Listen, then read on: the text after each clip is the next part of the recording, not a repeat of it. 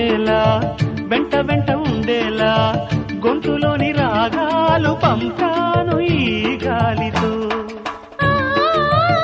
ప్రేమ పదాల గాలిపాట స్వరాల పోల్చుకొని కలిపేసుకున్నాను నా శ్వాసలో.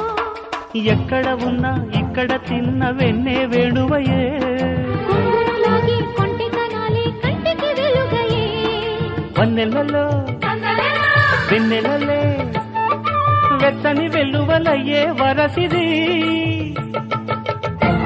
రేపల్లె మళ్ళీ మురళి విన్నది, ఆ పల్లె కళ్ళే పలుకుతున్నది, ఆ జానపదం జల్లుమన్నది, ఆ జానజతై అల్లుకున్నది. మొగలి పువ్వు మహారాజుకి మొదటి కానుక.